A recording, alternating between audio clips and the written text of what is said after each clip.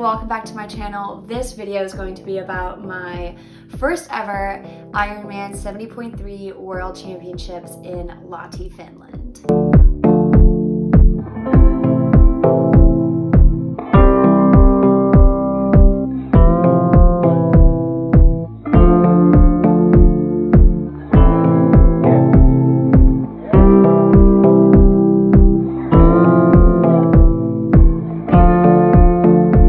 So this was my second 70.3 that I've ever done. I definitely felt more confident going into the race, but I still had the mindset of just soaking it all in because I really hadn't expected to be adding this race to my race calendar this year.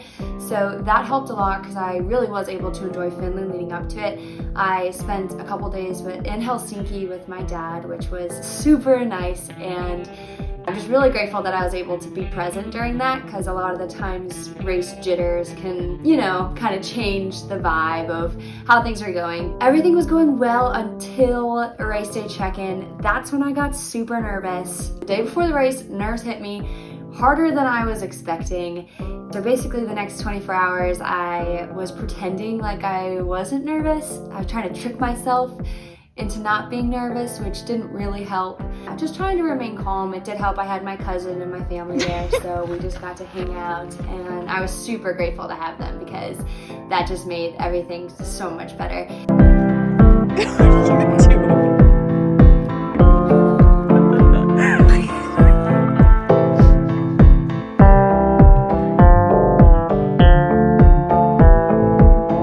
Yeah, it's the thought that counts. I was trying to trick myself. I enjoyed hanging out with my family, so that's all I can, really ask for. The morning of the race, I could hardly eat my morning oats.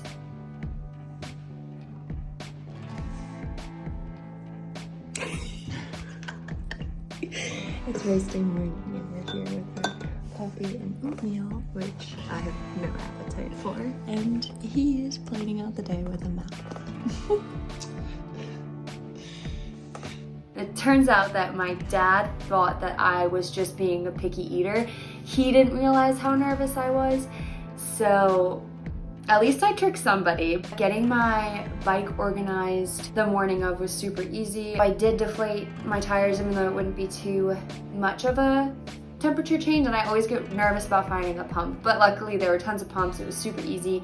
Just went and set up my bike that morning. We did have a delayed start because there was quite a bit of fog. Come here. So during the swim, I felt really good. I had a good start off the pontoon, which I was a little bit nervous for because I had never done a pontoon start. Yes, I can do it if I want to. Nervous. Felt like I was in a good rhythm the whole time. There were some parts I thought, I hope I'm going the right direction, and some parts in the beginning when I had to swing wide to get around people just because I didn't necessarily want to deal with the crowded spaces in the swim. Luckily, I stayed on course.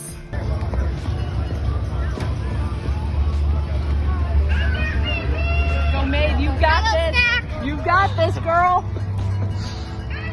When I got to T1, I saw my time and it was pretty slow compared to what I've been training at and what I was hoping to do for the race. I did hear somebody else yell out that they had a really slow swim, and then talking to some people after, they also agreed that they had slow swims. But regardless, I think it's a bummer because all of this hard work you put in, sometimes it doesn't show. Sometimes you show up every day in training and it doesn't necessarily correlate to your race. And I think for me personally, the swim is the discipline in triathlon that's my weakest. It's the one that's still a growing relationship. In training, I had been hitting faster times than my last training blocks. I had been doing better than before, and so I was really ready to see what I had in the tank, and I guess that is what I had in the tank, but I was definitely expecting more out of myself.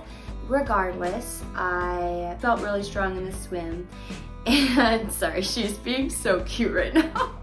Yeah, but I felt really strong in the race, so I'm gonna walk away happy with the execution, and I'm not gonna get hung up on the time, but it will help motivate me in the next couple blocks. Yeah, I guess that's the swim. The transitions were set up where you get out of either the water or the bike and you run and you grab your bag of stuff and then you go to the changing area. So I had never done a race like this.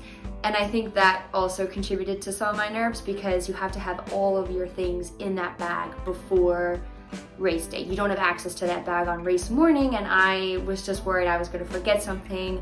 I was going through my checklists of my gear and what I needed in my bags multiple times just to make sure that I had everything. That ended up working out okay, but it is definitely a change from having everything right there. The transitions both took me a good amount of time. I definitely was not rushed. I wanted to make sure I had everything that I needed. It's a long race. I would rather take the extra time during the transitions than to forget something in transition and be out on the course without something that you need, like some sort of something that you need. The bike ride was gorgeous.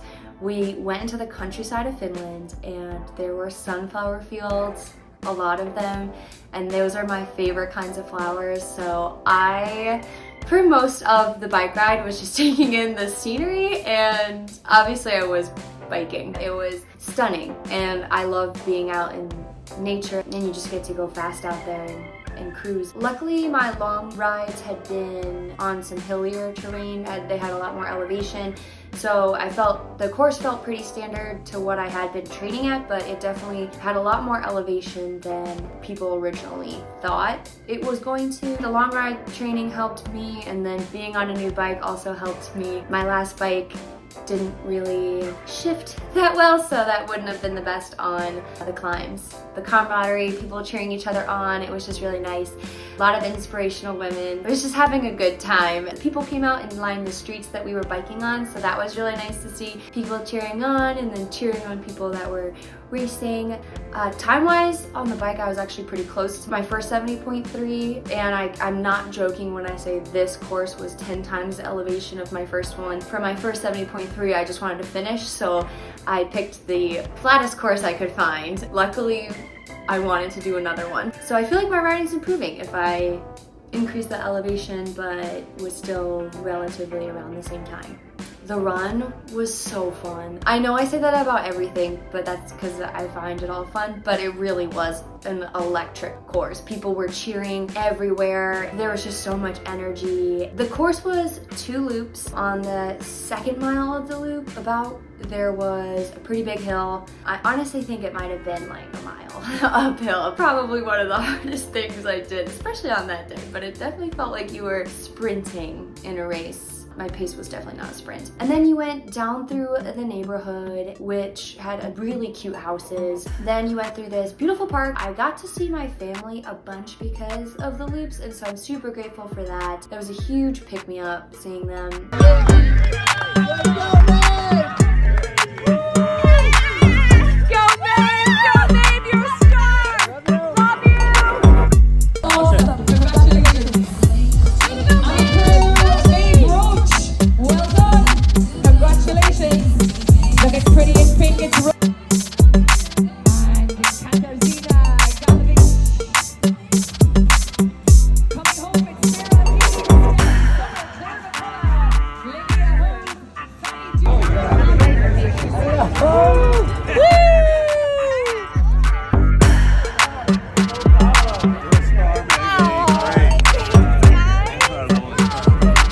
Qualifying for this race meant a lot to me. I was not expecting to. It wasn't originally on my calendar.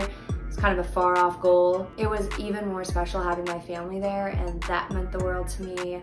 Just having that community is something that I really appreciate, and having them there, it's not easy to get to. It's not financially easy. You have to take time off work and stuff, so that just, I think, tops everything for me. Amazing race, amazing time.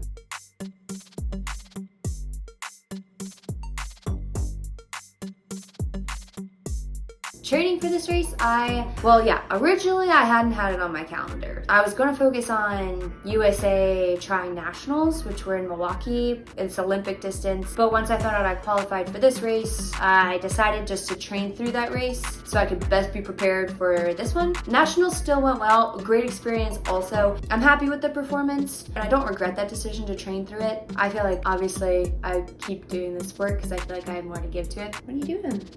Hi. You getting all snuggly? Hi.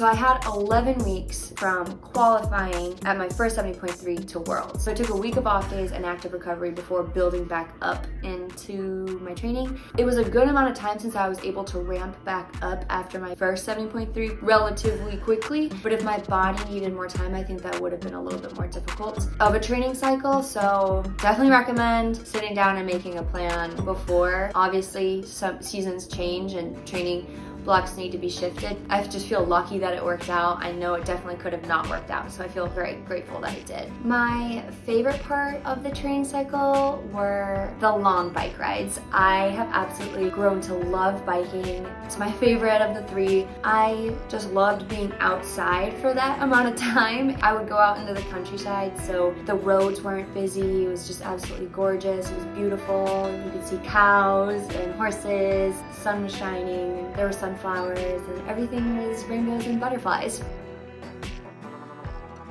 My stimming, it felt like it remained relatively the same level. I had some workouts that I repeated and they were just at slightly faster times. They still felt strong. Yeah, I feel like the swim for me fluctuated less, which is good. I feel like before it had been so drastically changing. Like some days I would be much slower than others, but I feel like it fluctuated less. It still fluctuated. This block it was a little bit more even, so I'll take it. I do feel like my legs didn't have much speed during this training block. Running felt a lot more fatigued than usual, which triathlon is all about balance. Come race day, I was really tapered. Running felt great, which is the main goal. You want to feel good on race days. In the training block leading up to it, sometimes you just have to deal with a fatigue. But yeah, definitely noticing running is feeling a lot better now that I'm just kind of doing intuitive training, no specific training block right now. After the race, we hung out for about 2 days and we just enjoyed the saunas. We walked around the forest. Finland, there's so much green space and you just feel so close to nature. I really felt recharged after that. Yeah, I just cherished the time with my family. It was a really grounding experience. You know, you have your head down and you're working for a goal for so long that once it's over, sometimes you have that letdown, and just being there, toasted in the sauna, and then walking outside in the fresh air and laughing with my family. You know, I just kind of realized there isn't really anything else in life that I needed besides that. I felt so happy. What are you doing? In the waiting area. On the trail, like. Grilly, grilly, grilly!